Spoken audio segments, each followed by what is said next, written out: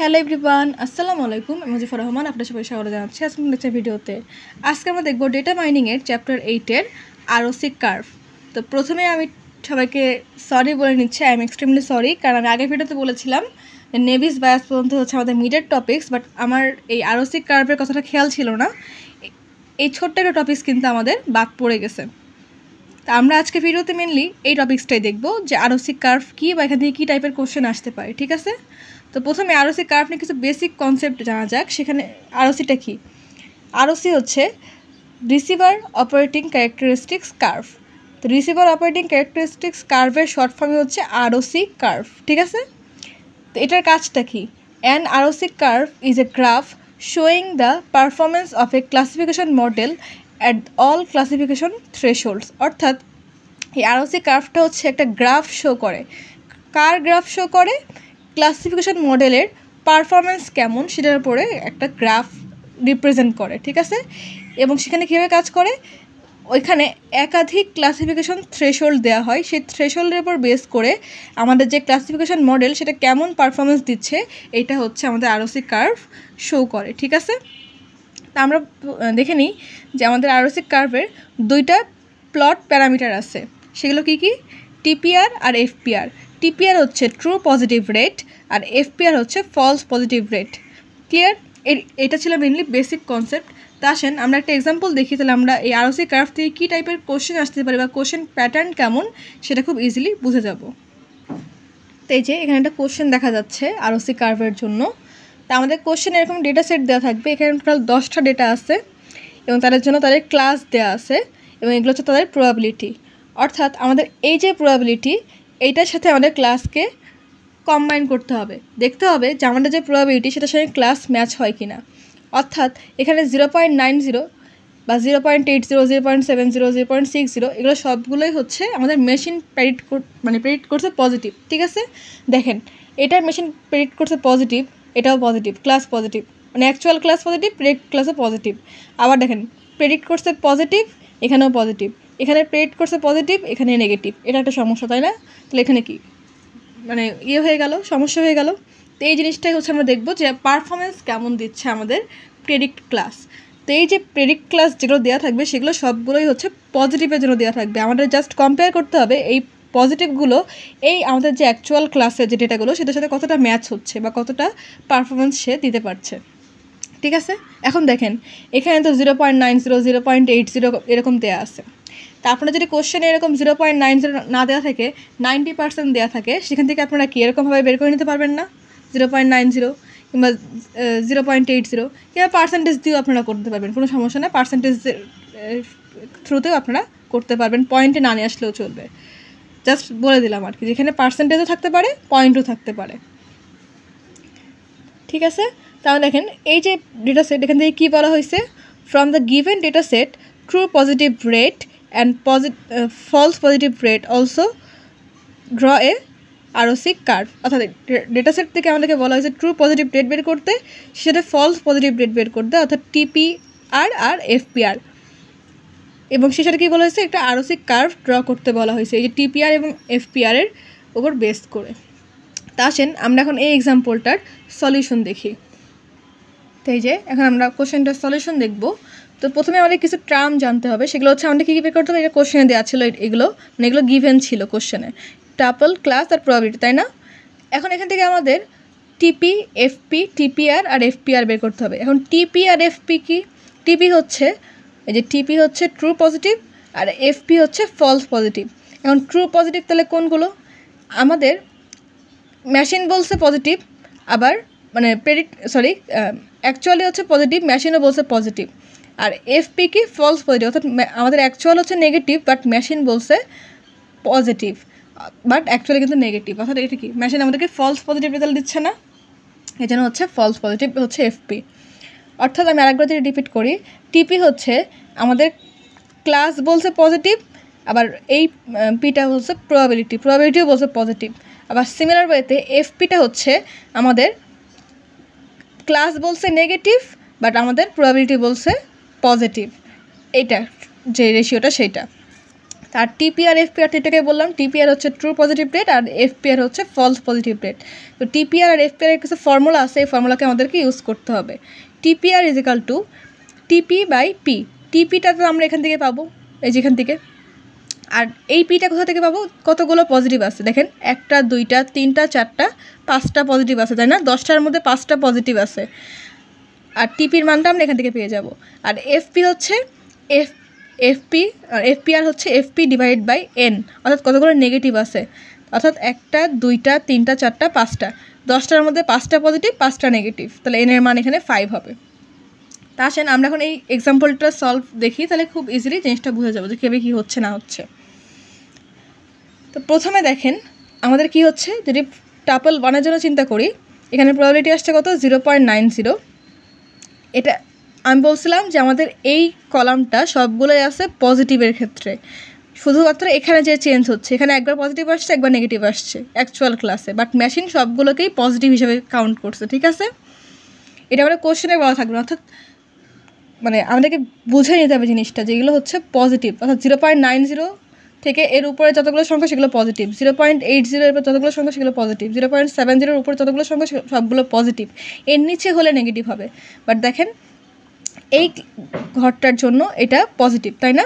অর্থাৎ আমাদের মেশিন বলছে পজিটিভ, আমাদের ক্লাসও পজিটিভ, তাহলে কি দেখেন আমাদের ক্লাস পজিটিভ মেশিন পজিটিভ, তাহলে কি টিপি, তাই না, ট্রু পজিটিভ, তাই এখানে একটা 1 হলো, ঠিক আছে? আর এখানে তো কোনো ফলস পজিটিভ নাই, তাই না, সেজন্য হচ্ছে এখানে 0 হলো। আর টিপি আর এফপিআর কীভাবে বের করে দেখেন, টিপি হয়েছে কত 1, অর্থাৎ পজিটিভ, টিপি আর বের করার ফর্মুলা কি, টিপি ডিভাইড বাই পি, তাই না? তো আমরা এখন টাপল 1-এর জন্য এখন ওইটা ক্যালকুলেশন করবো। এই যে আমি যে একটু দেখাই, টিপিআরের জন্য টাপল 1-এর ক্ষেত্রে টিপি ডিভাইড বাই পি, তাহলে টিপি আমরা কত পেলাম, টিপি পাইছি হচ্ছে 1, তাই না? তাহলে 1 ডিভাইড বাই 5 কেন হলো দেখেন, আমাদের এখানে 5বার পি আসছে, এই যে টিপি বাই পি, পি কয়বার আসছে দেখেন, 1বার 2বার 3বার 4বার 5বার, তাই না? এই জন্য হচ্ছে 1 ডিভাইড বাই 5 করলে কত পাচ্ছি, 0.2। আবার দেখেন এফপি কত আসছিলো, এফপি হচ্ছে 0, এফপির ফর্মুলা কী ছিল, এফপি ডিভাইড বাই এন, তাহলে এফপি হচ্ছে কত আসছে 0, আর এন কয়বার আসছে, এই যে এন হচ্ছে 1বার 2বার 3বার 4বার 5বার আসছে, তাই না? তাহলে 0/5 করলে 0ই থাকছে। তাহলে দেখেন টিপিআর এর মান পাইছে কত, 0.2, আর এফপিআর এর মান পাইছে কত, 0। টিপিআর হচ্ছে 0.2 আর এফপিআর হচ্ছে 0। তাহলে টাপল 1-এর কাজ শেষ। এখন দেখব টাপল 2-র কাজ, 0.80, এটা হচ্ছে পজিটিভ, এখানে আমাদের ক্লাসও বলছে পজিটিভ, তাহলে কী হবে, এখানে আগে ছিল 1, এখন হয়ে গেল কত, টাপল 2-তে 2 হয়ে গেল, আর এফপি তো আগের মতন 0ই থাকছে। তাহলে এখন দেখেন আমাদের কী হবে, আবার টাপল 2-র জন্য আমরা আবার টিপিআর আর এফপিআর ক্যালকুলেশন করবো। তাহলে টিপিআর কী হবে, টিপি ডিভাইড বাই পি, তাহলে টিপি এখন কত পাইছি, টিপি পাইছে হচ্ছে এখন টাপল 2-র জন্য 2, তাই না? এই যে তাহলে 2/5 কেন হলো, কারণ আমাদের পি আসছে, এই যে এই পিটা আসছে হচ্ছে 5বার, তাই না? 10বারের মধ্যে 5বার পি আসছে, 5বার এন আসছে, তো এই জন্য 2/5 ইকুয়াল টু 0.4। আর এফপিআর দেখেন আমাদের 0ই আছে, তাই না? এই জন্য হচ্ছে 0/5 করলে 0ই থাকছে। তাহলে এখন আমরা লিখে নিলাম এটা 0.4, আর এখানে এফপিআর হচ্ছে 0। আবার দেখেন যদি 3 নাম্বার টাপলে আসি, এখানে হচ্ছে 0.70, এটা হচ্ছে পজিটিভ, আর আমাদের ক্লাস বলছে নেগেটিভ, তাই না? তো দেখেন এখানে কি হলো, আমাদের নেগেটিভ হয়ে গেল না, তাহলে কি টিপিআর কি কোনো চেঞ্জ হবে, চেঞ্জ হবে না, মানে টিপি চেঞ্জ হবে না, এফপিটা চেঞ্জ হবে, তাই না? তাহলে এখন আমাদের মেশিন বলছে পজিটিভ, বাট আমাদের অ্যাকচুয়াল হচ্ছে নেগেটিভ, তাহলে এখানে এফপির জায়গায় ফলস পজিটিভের জায়গায় এখানে 1 হয়ে গেল। এফপিতে কি বলছিলাম যে আমাদের ক্লাস বলবে নেগেটিভ, মেশিন বলবে পজিটিভ, দেখেন তাই হয়েছে না, আমাদের ক্লাস বলছে নেগেটিভ, মেশিন বলছে পজিটিভ, মেশিন যতগুলো মান দিচ্ছে সবগুলোই পজিটিভ, জাস্ট এখানে চেঞ্জ হচ্ছে অ্যাকচুয়ালের ক্ষেত্রে। ক্লিয়ার? তো দেখেন তাহলে এখানে কি হলো, এটা আমাদের আগের মতন 2 থেকে গেল, আর এখানে 0 ছিল, এখানে 1 হয়ে গেল, যেহেতু আমাদের অ্যাকচুয়ালি নেগেটিভ বাট মেশিন বলছে পজিটিভ, অর্থাৎ ফলস পজিটিভ, তাই না? তাহলে এখন আবার ক্যালকুলেশন করব, তাহলে 2/5 আর 1/5, তাই না? এই যে টাপল 3-র জন্য 2/5, আর এখানে হচ্ছে 1/5, কারণ পি 5বার আসছে, এন 5বার আসছে, সেই জন্য। আর 2 আর 1 তো আমরা অ্যাকচুয়াল ক্লাস আর প্রবাবিলিটি থেকে পেয়ে গেলাম, তাই না? তাহলে 2/5 করলে কত পাচ্ছি, 0.4, আর 1/5 করলে কত পাচ্ছি, 0.2। তো এই যে 0.4 আর 0.2 লিখে নিয়েছি। ক্লিয়ার? আবার সিমিলার ওয়েতে কী করছি, আবার চেক করছি 3 নাম্বার টাপেলের কাজ শেষ, 4 নাম্বারের জন্য 0.60, এটা হচ্ছে পজিটিভ, এখানে আমাদের ক্লাস বলছে পজিটিভ, তাই না? তাহলে দেখেন ক্লাসও পজিটিভ, মেশিনও বলছে পজিটিভ, তাহলে কী হবে, টিপির মান 1 ইনক্রিজ হবে, তাহলে এখানে 2 ছিল 3 হয়ে গেল, আর এফপির মান আগে যা ছিল তাই থাকবে, তাই না? তাহলে আবার দেখেন এখানে কী হবে, 3/5, এখানে হচ্ছে 1/5, তাহলে 3/5 যেটা আপেল 4 এর জন্য 3/5, আর এখানে হচ্ছে 1/5, 3/5 করলে কত আসছে 0.6, 1/5 করলে কত আসছে 0.2। তো দেখেন এখানে তাই করা হয়েছে, এই যে 3/5 আর 1/5 করলে 0.6 আর 0.2 পেয়ে গেলাম টিপি আর এফপিআর এর মান। ওকে, এখন 4 নাম্বারের কাজ শেষ, 5 নাম্বার দেখেন এখানেও বলছে পজিটিভ, এখানেও আসছে পজিটিভ, তাহলে কী হবে, দুইটাই পজিটিভ, তাহলে আবার টিপির মান 1 ইনক্রিজ হবে, তাহলে 3 থেকে এখন 4 হয়ে গেল, আর এফপির মান যা ছিল তাই থাকবে, তাহলে 4/5, এখানে হচ্ছে 1/5, 4/5 করলে এখানে আসছে কত টিপিআর এর মান 0.8, আর 1/5 করলে এফপিআর এর মান 0.2 আসছে, ঠিক আছে? আবার দেখেন সিমিলার ওয়েতে আমাদের 5 নাম্বার দেখলাম, এবার 6 নাম্বার, এখানে বলছে মানে আমাদের প্রেডিক্ট করছে পজিটিভ, বাট অ্যাকচুয়ালি হচ্ছে নেগেটিভ, তাই না? দেখেন আবার কি হয়েছে, আমাদের ফলস নেগেটিভ রেজাল্ট দিচ্ছে, আমাদের ক্লাস বলছে নেগেটিভ বাট রেজাল্ট আসছে পজিটিভ, তাহলে এখন কী হবে, টিপির মান সেম থাকবে, আমাদের এফপির মান 1 ইনক্রিজ হবে, আগে ছিল 1 এখন হয়ে গেল কত 2, তাহলে 4/5 করলে কত আসছে টিপিআর এর মান 0.8, আর 2/5 করলে 0.4।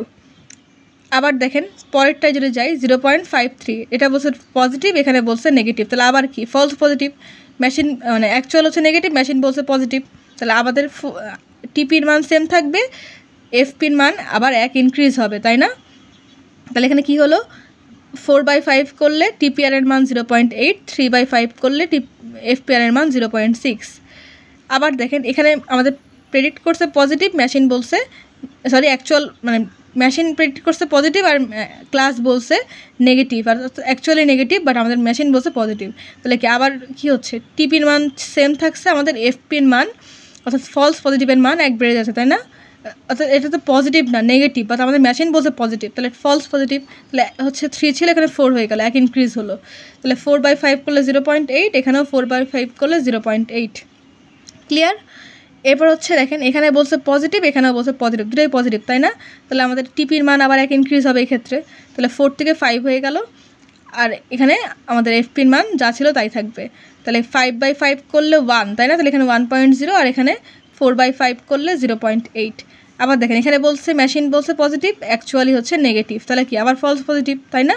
তাহলে এই জন্য হচ্ছে এটা হচ্ছে কী হবে, আমাদের এফপির মান 1 ইনক্রিজ হবে, আগে ছিল 4 এখন হয়ে গেল 5, তাহলে এখানেও 5 এখানেও 5, তাহলে কী হচ্ছে 0.1 0.1, অর্থাৎ 5/5 5/5 করলে 1.1 বলছিলাম, সরি এখানে 1.0 হয়ে গেল।